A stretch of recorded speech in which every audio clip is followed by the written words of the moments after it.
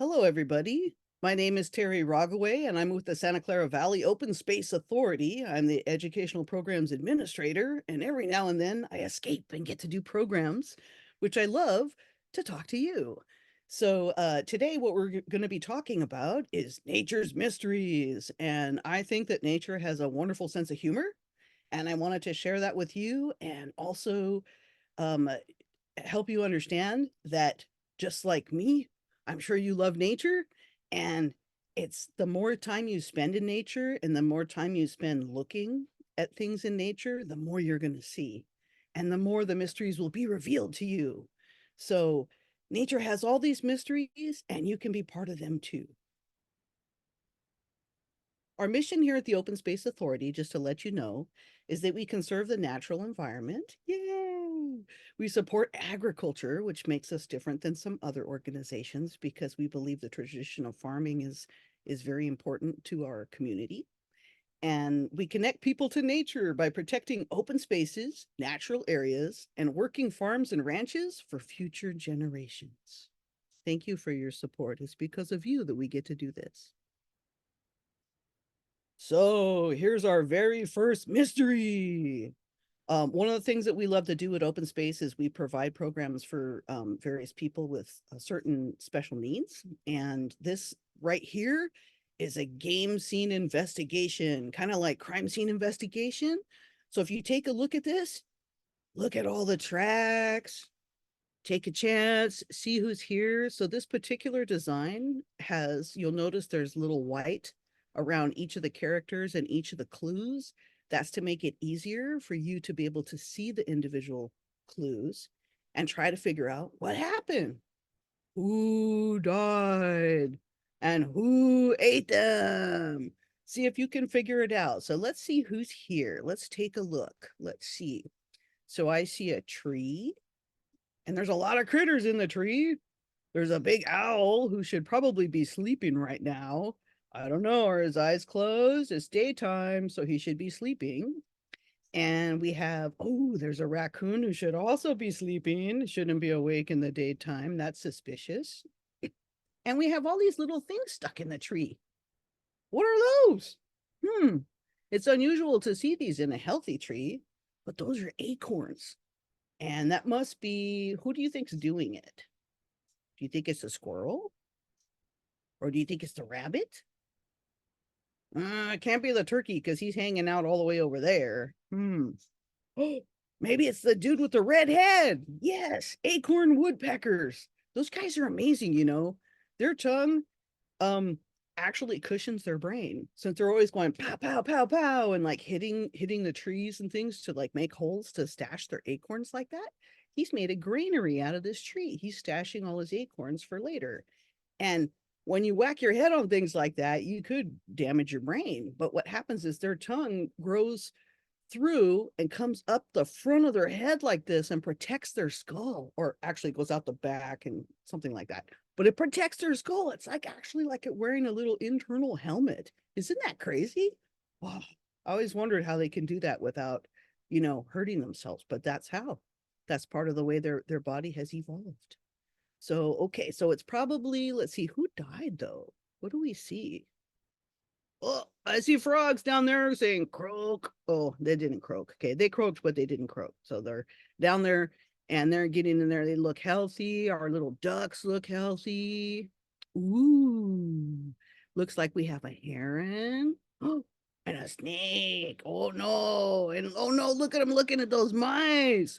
Oh, but they're not dead yet, right? And I don't see any lumps in his body. So, I don't think he's eaten any mice yet. So that's not who passed. Hmm. How about I see a turtle. I see really those are not lobsters. Those are crawdads or crawfish, crawdads. So it looks like in the middle, pieces of a crawdad. Oh no. Somebody ate one of the crawdads. Can you tell who it was by the tracks? Who went by there? Looks like the rabbit came from the side, and the deer came in and is checking out the bird, but he didn't eat the crawdad. Probably that's not his diet. The turkey could have, but he's all the way over there. not the snake's food. Maybe the bird? Oh, but if we follow the tracks, it goes up the tree. Oh, it must be the last thing that that raccoon ate before he went to sleep in the tree. Oh, okay. So we have a crawdad that was eaten by a raccoon. I bet you knew that right away, too, huh? I bet you did. Hey, look at this guy. I love these guys. They're so cute. I always wondered, these opossums, you see them in the cartoons and everything, and they're always hanging by their tail like this, right? Well, the thing is that they can't do that after they're babies. It kind of like helps them like not fall out of things to have this extra tail.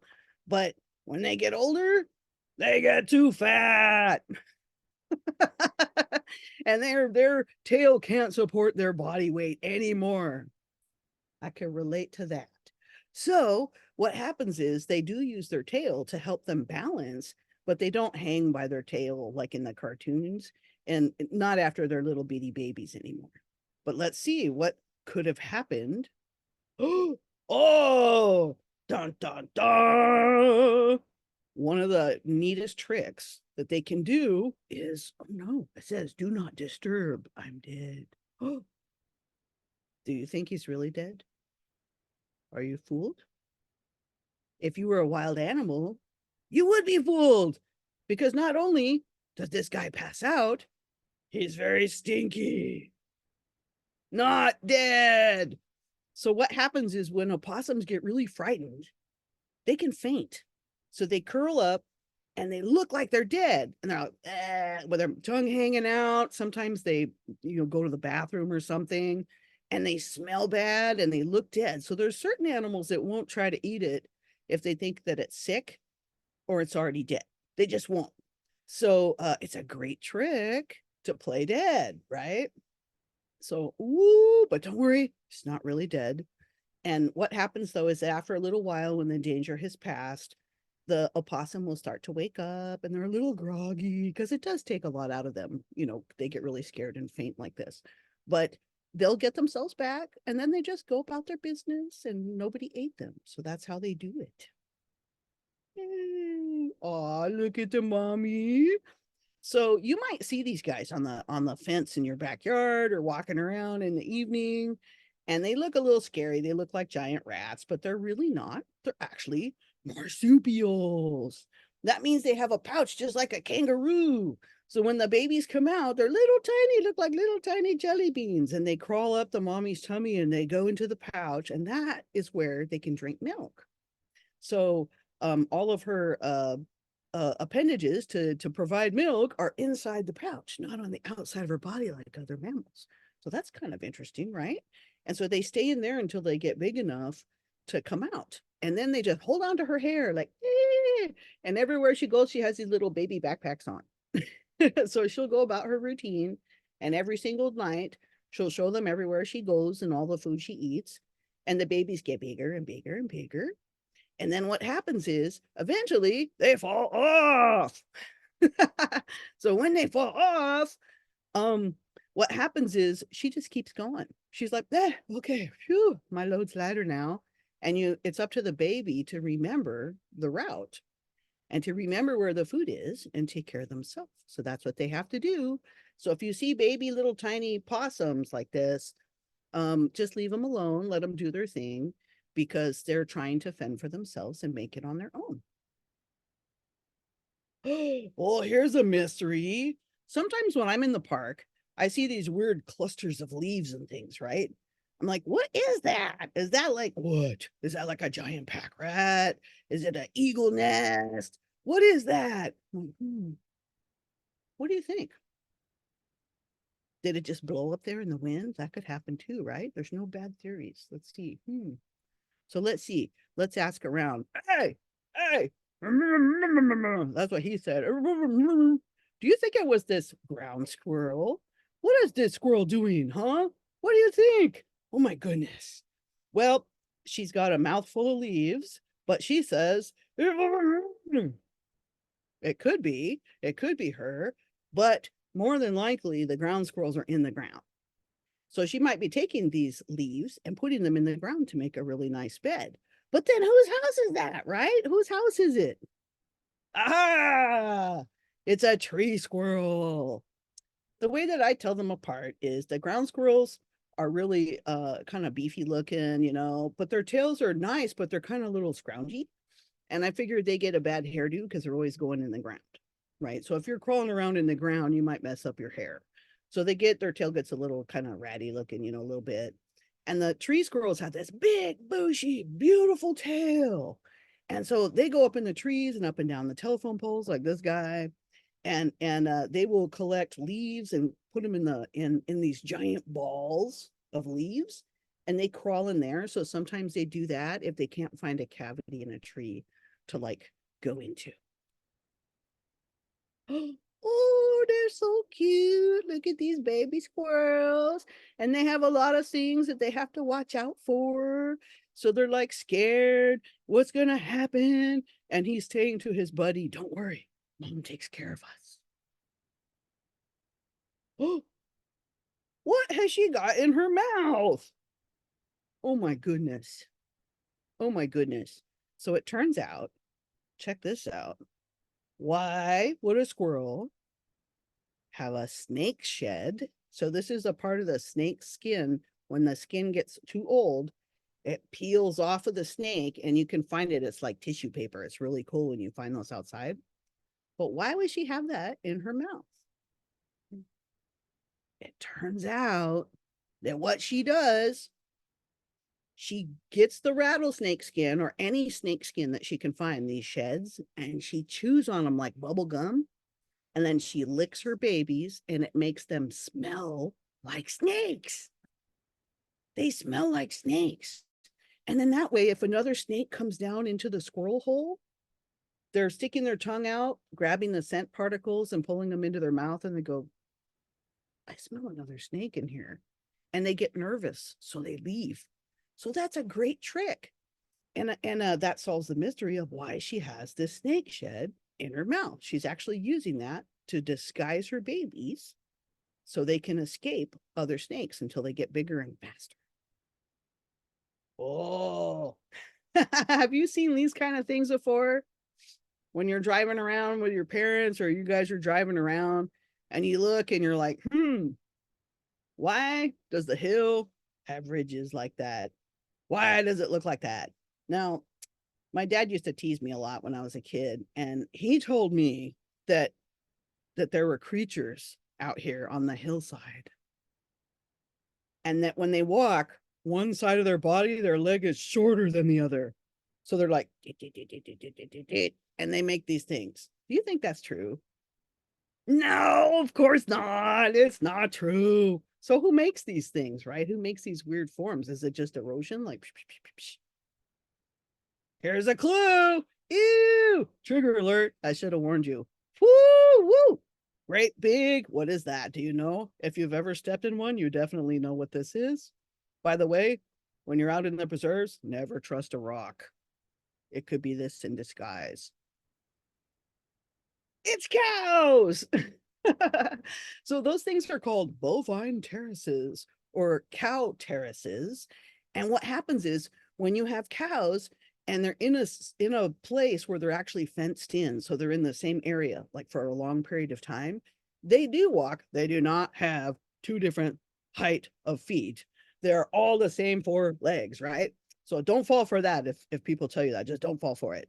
But what happens is these cows, they walk along the contours of the hillside. So they figure out, oh, if I go here, it's almost flat. And they keep doing that. And they like to follow each other. So they're these big, heavy creatures. And they're like, ka-dunk, ka-dunk, ka-dunk, ka-dunk. And as they go around the contours, they make these little terraces. And what people figured out is that if you do that on purpose, it actually reduces erosion. It reduces the erosion, and you can actually preserve a landscape by doing this on purpose. But when humans do it, we make the terraces a lot bigger than when the cows do it.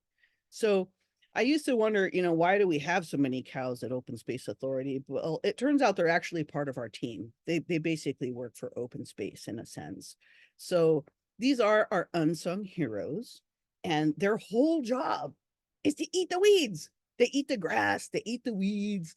They, especially right now, have you noticed with all this rain, there's a lot of grass and it's growing really fast.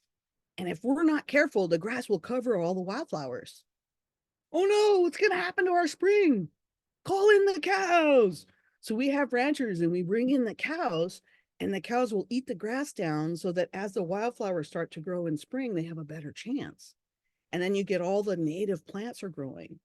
But the other thing that I really appreciate about cows is that they eat the grass down low like a lawnmower, chop, chop, chop. They don't pull it up like goats do, but they just eat it down like that.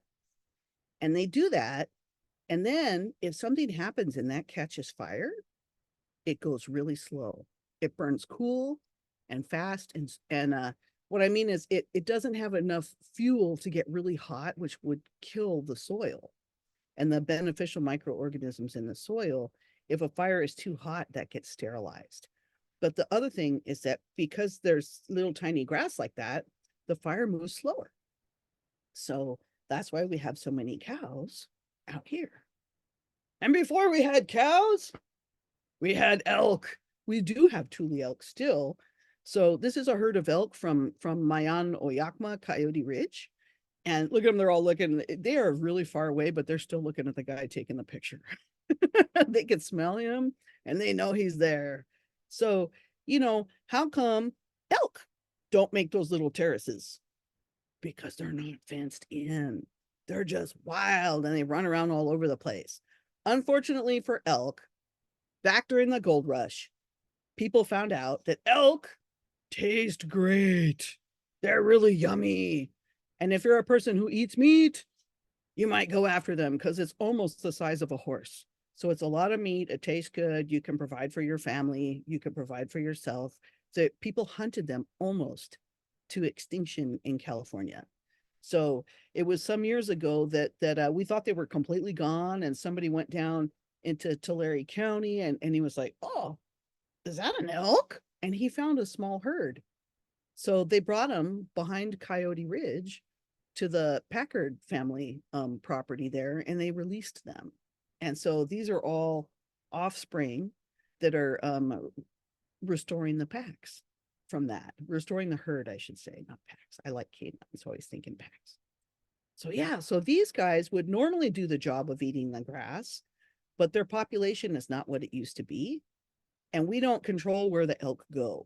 So we can't say, please chew this part for us so it doesn't catch fire. They're like, whatever, we're doing whatever we want. So they will take off. And therefore, we need these guys.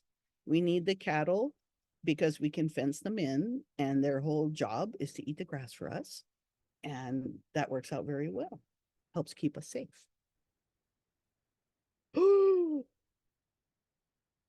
Da, da, da, da, da, da, da. There are other interesting mysteries that can happen. Look at this beautiful scene. This is Coyote Valley Open Space Preserve. You could see this kind of scene anywhere in our preserves during the spring, but things can happen sometimes at night. Dun, dun, dun. Oh, let's look at these clues. Is that like a giant snake? What happened there? Whoa, that looks really strange. And over here we have a pile of stuff that's, I can't tell if those are sticks. Oh, they might be bones. Oh my goodness. Okay. What do you think created these things? I can give you a hint. What's that? Mountain lions. So on the left here, what happened was there was a mountain lion. This is not in our park. These pictures are from someplace else. This is just so I could show you.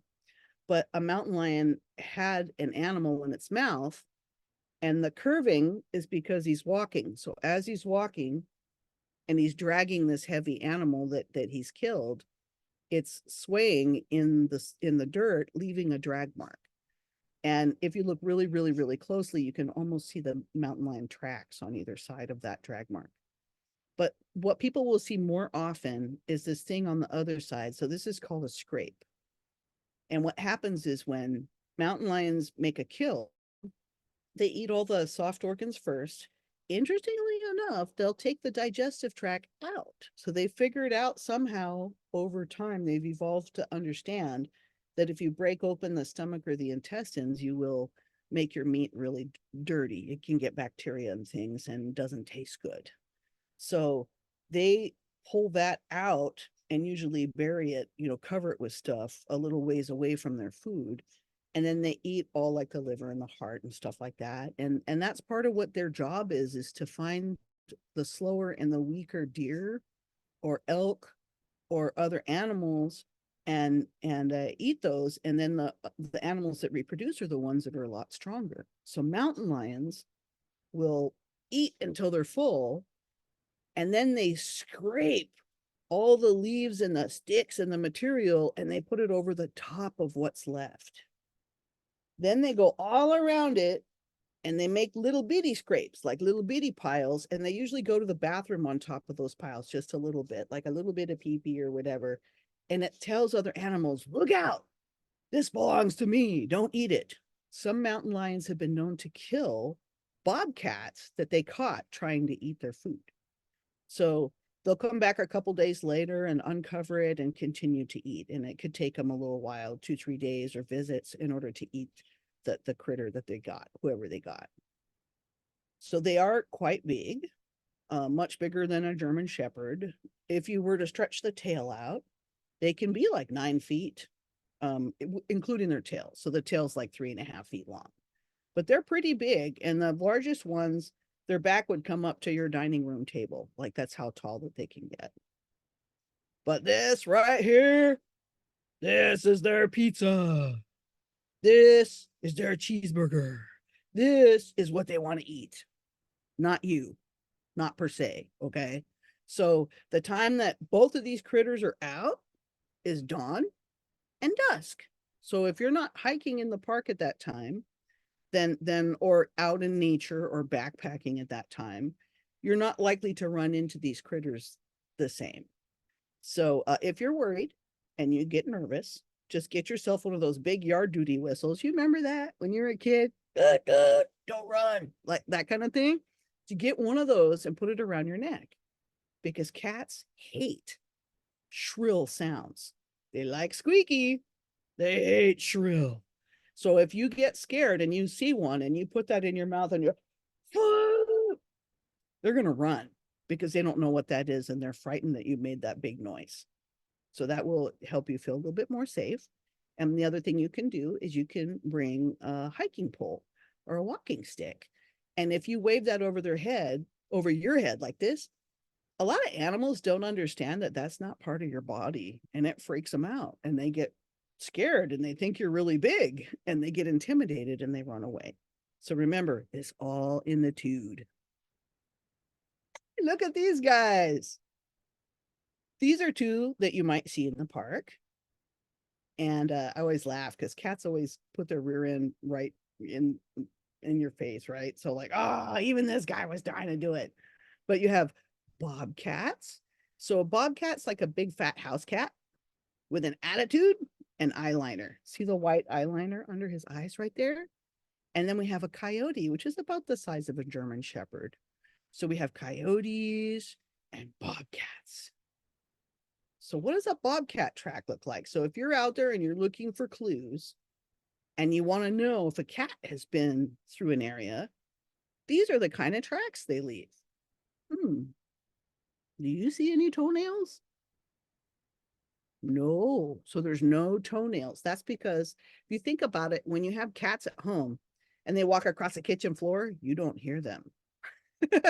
If you have dogs and they run across the kitchen floor, it's click, click, click, click, click, click, click, click, click. You hear the toenails. Dogs can't bring their toenails in. Canines can't do that, but cats can. So when cats, their claws are really for hunting and protecting themselves. So they protect themselves by having evolved a way for those claws to go back into their foot. So when they're walking, it's just the pads. Whereas dogs protect themselves with their teeth. So their claws don't need to go back in. they don't use those necessarily to protect themselves. So their claws stay on the outside and they get worn down by walking on stuff, over time. So here's a cat with no toenails, and here's a coyote with toenails. So if you see the toenails, then you'll know this track belongs to some kind of canine. And then what you can do is you can look and see how big is it and measure it. So usually people will put something like their cell phone, or you can't if you're taking a picture with your cell phone, but put your friend's cell phone next to it, and or a quarter or something to show size. And then when you show it to other people, they can say, oh, that's a coyote. If you're in the north, they could say that's a wolf. Oh, that's a fox. Things like that. Oh, okay. Here's a question for the people who have lawns at home. I don't have this anymore. I got a bunch of native plants, so I do get these holes, but I have to look for them. Have you ever seen these in your yard? Have you seen these and you're like, oh no, who's digging up my yard at home? Oh, what could it be? Oh, here's a hint. Trigger alert, more poop. Oh, excuse me, scat. Here is scat. And this will probably be about maybe this big, like that. Not really huge, but right? Scat. Let's see who made these little holes. Ta-da! If you're like me and you forget to bring the cat food in, you're gonna get skunks. These striped skunks come out at night, and if by chance you have a lawn and you are watering it too much or it's raining a lot, all the bugs that are down in the soil come up to the surface because they don't want to drown. It gets too saturated. So the skunks can hear and smell the bugs and the grubs and the worms in your lawn. So they come out and they're like, and they're like, oh, I smell grub. And they get excited and they dig and they eat it. And they will go all around your lawn and find all the grubs. So if you're in California and it is not the rainy season and you find these holes, it's because you're watering too much. And the bugs are starting to come up because they're trying to escape the water. If you slow down how much you water, they will go deeper down and then you won't get skunks digging holes. Now here's a trick. I have opened the door before and scared them. Most of the time, these skunks will run away.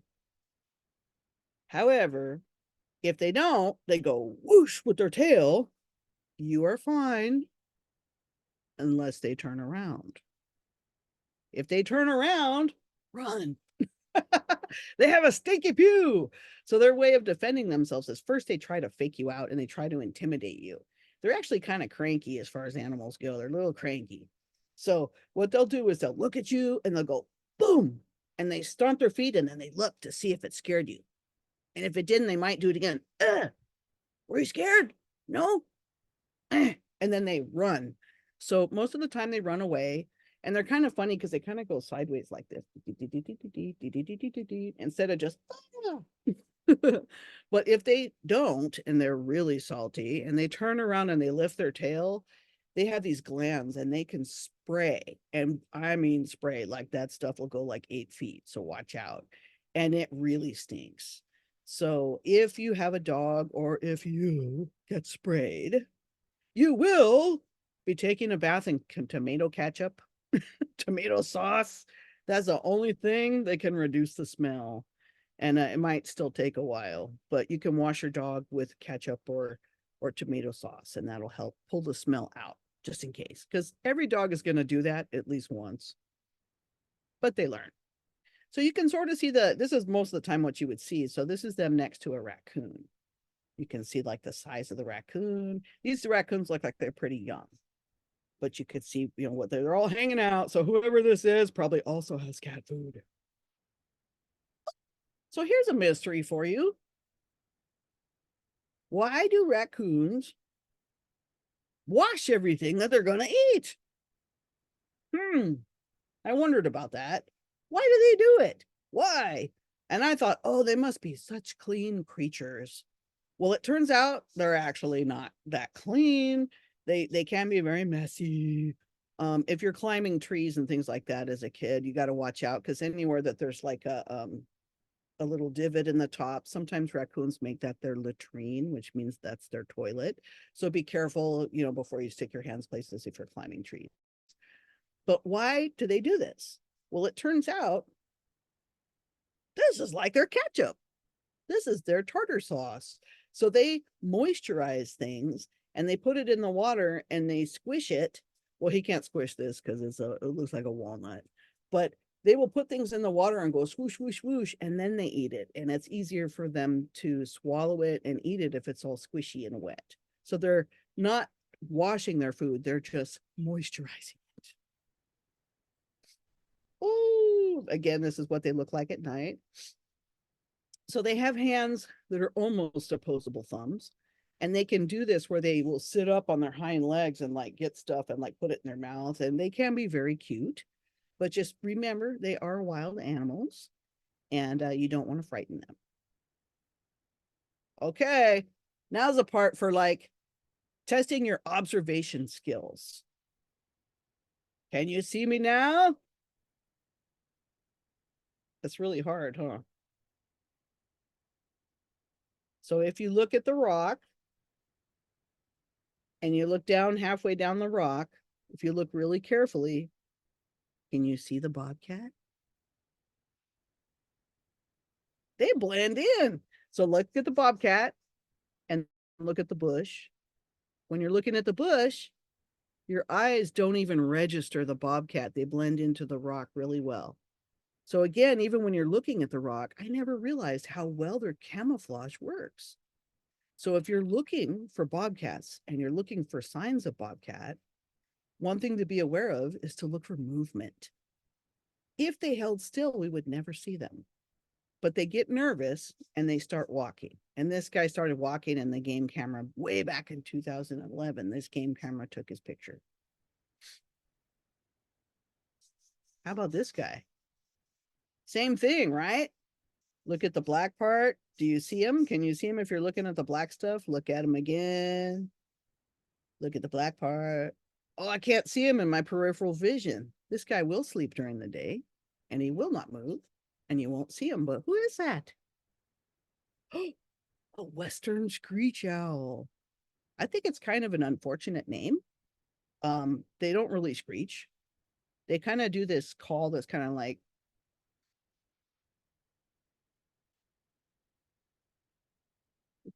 so that's what they do. It's a beautiful little trill, is much softer than the one I did. But the ones that are making that sound that like curdles your blood, those are barn owls, and they're a lot bigger and they have these huge white undersides and you see them flying over and they make that clicking noise. These guys just have that little trill that they make. That's all they do. Western screech owl hanging out in a tree is really camouflaged. It would be hard to spot, right? When you're looking for clues, you have to really pay attention. Hey, look at this guy. I took this picture. Can you see him? Can you see me now? Can you see me now? I can sort of see him, right? Dun dun dun! A western fence lizard, also known as a blue-bellied lizard. And I bet you that when you were a kid, or if you have parents, that they probably used to catch these guys with a little piece of grass. So you could make a little noose, like a little leash out of a piece of grass, and they would sneak up to them and then put the little loop over their head. And then they're like, oh, and so they would just get them and pick them up. And the thing is, if you were to pick one up, like if you saw one in your yard and you picked it up and you hold it upside down, they kind of go, oh, I'm dead, I give up. And they relax and all of their limbs go like this. Now they're not actually relaxed. They just kind of like gave up because they think you're going to eat them. So it is stressful for them. But if you do that, you could see the blue underside of their belly is very beautiful. Now, what I love about these guys is that for some reason, if a tick, ticks, if a tick has Lyme's disease and they bite a blue-bellied lizard and they drink their blood, when they fall off, they no longer have Lyme's disease. Why is that? I have to Google that, right? There's something in their blood that kills Lyme's disease. So if that tick bites somebody else, he won't pass that pathogen. So we're very lucky to have habitat that has these particular lizards in California. That's helping to keep us safe. Oh, this is the hardest one. When I was brand new at the Open Space Authority, I was had a fishing license so that I could collect certain animals so that I could take them to schools and show kids. This is a picture of the little guy that I got very excited, and I threw my baseball cap over the top of him. I was going to try to catch him, and I forgot that baseball caps have holes in the back. So I put my hat on him, and he went out the hole, and that was it. He was gone. But before I tried it, I took his picture. Have you seen one of these? This is the only time I've ever seen one. I saw this one at Rancho Cañada del Oro. This is what they look like when they're on the black top. So this is a horned lizard. So see, if you're out walking in nature and you're looking for signs of animals and you're looking for clues, something like this blends in really well. So it helps to look at the shape with a different background because it helps to teach your brain what the shape looks like. Then when you look at the picture on the right, you can see it a little bit better now. Now, most of the time, what I see is their eye, or I see the colored ridges. And so that's, one of the ways that you can do it. So remember, there are all of these signs out in nature, all of these clues, all of these mysteries just waiting for you to discover them and experience them. And you are part of this because you help support open space and because you protect places like this. This is all out here to be your living classroom to help you connect and experience nature. So I'd like to thank you for coming to this program for the Open Space Authority and invite you to please come out to some of our programs that we have out in the preserve where you can see these things for real. So I'll take a moment here and look at this. Well, thank you, Julie. So I do believe, so Julie was asking, have horned lizards always been rare in our area? I think there used to be more, but I think there's also a lot and we don't see them. They are really, really good. They are just really good at camouflage. And I mean, my whole life, that's the only one I've ever seen. And my a younger brother told me that he had seen a few because he used to go out hiking all the time and he loved to catch lizards and things. He would pick them up and look at them and then put them back down. And I'm like, I'm not grabbing a wild lizard. We don't recommend that you do that. It is their house. It would be kind of rude. But yes, so please do go ahead and go to the Open Space Authority website and look under the connecting people to nature section, and you can see when all of our programs are happening. And even if there's no program, do choose a park and come on out. Remember, Mayano Yakma Coyote Ridge is now open. You can come Mondays and Tuesdays. They close it the upper part to give the animals a break so they have a couple days a week where we're not there. But you can come out to the parking lot in the lower area anytime, Monday through Friday. Oh, well, actually 7 days a week, and hang out. It's a great place to check out the view and walk around. And all of our preserves are open. The rest of them are open from about 8 a.m. until sunset. So you can come out and enjoy. You're always welcome. We love to see you out there. And thank you so much for everything that you do for us. We really appreciate you.